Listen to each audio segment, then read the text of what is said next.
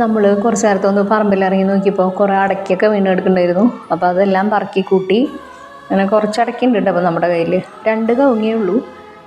ഇനി അത് പൊളിച്ചിട്ട് വേണം നമുക്ക് മാർക്കറ്റിൽ കൊണ്ട് കൊടുക്കാൻ. എത്ര രൂപ കിട്ടും നോക്കാം. പിന്നെ ഇതാ ഇവിടെ നല്ല കാറ്റായിരുന്നേ. അപ്പോൾ ഒരു വാഴക്കുല ഒടിഞ്ഞ് വീണിട്ട് കുറച്ച് ദിവസമായി ഉണ്ടായിരുന്നു. അപ്പോൾ അതുമ്പോൾ തന്നെ കിടക്കട്ടെ എന്ന് വിചാരിച്ചു ഒന്ന് പഴുത്ത് കിട്ടാനായിട്ട്. 2 ദിവസം കൊണ്ട് മറന്നുപോയി. അപ്പോൾ ഇന്നലെ രാത്രിയാണ് ഓർമ്മ വന്നത്. അപ്പോൾ ഇന്ന് രാവിലെ ചെന്ന് നോക്കിയപ്പോൾ പഴുത്തിട്ടുണ്ട് ആൾ. 2 പടലോളം പഴുത്ത് കാണുന്നുണ്ട്. ഇച്ചിരി മൂപ്പ് കുറവാണ്. നല്ല പാളയംകോടൻ കൊലയാണ്. അപ്പോൾ വേഗം വെട്ടിക്കൊണ്ടുവന്നു. ഇനി നമുക്ക് അതിൻ്റെ പിണ്ടി എടുക്കണം. അത് ഇച്ചിരി കഴിഞ്ഞിട്ട് വേണം പോയി എടുക്കാനായിട്ട്. പിന്നെ ഇത് വേറെ ഒരു വാഴയും കൂടെ കൊലച്ചിട്ടുണ്ട് കേട്ടോ. അത് ഏതാണെന്ന് അറിയില്ല. ശർക്കരപ്പൂവിനോ അങ്ങനെ ഏതാണെന്ന് തോന്നുന്നു. ഇച്ചിരി കൂടെ വലുതായാലേ പറയാൻ പറ്റും എനിക്ക്. അപ്പം ഇങ്ങനെ നമ്മുടെ പറമ്പിൽ വാഴ കൊലച്ചതൊക്കെ കാണുമ്പോൾ വലിയ സന്തോഷമല്ലേ. പിന്നെ നമ്മളൊരു ഇരുമ്പാമ്പുളിയുടെ തൈ നട്ടിട്ടുണ്ടായിരുന്നു. നമ്മളിവിടെ തൃശ്ശൂർ ഇരുമ്പാമ്പുളി എന്നാണ് പറയുക.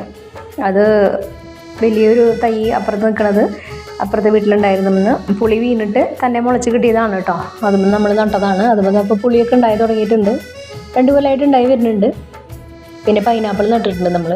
അതൊന്നും ആയിട്ടില്ല. മുന്നുണ്ടായി കിട്ടിയിട്ടുണ്ട് വേറെ തൈ നട്ടേമെന്ന്. ഇപ്പോൾ ഒന്ന് ശോഷിച്ച മട്ടിലാണ് നിൽക്കണേ. ഒന്ന് ഉഷാറാണ്. പിന്നെ ഇത് 2 കവുങ്ങാണ് നമുക്കുള്ളത് കേട്ടോ. അതുമെന്ന് കിട്ടിയ അടയ്ക്കാണ് നേരത്തെ കണ്ടത്. പിന്നെ ഇത് മധുരക്കിഴങ്ങാണ് കേട്ടോ. ഇതിലും കുഞ്ഞതായിട്ടുണ്ടായി വരുന്നുണ്ട്. ഇച്ചിരി കഴിഞ്ഞിട്ട് നമുക്ക് നോക്കാം എങ്ങനെയുണ്ടെന്ന്.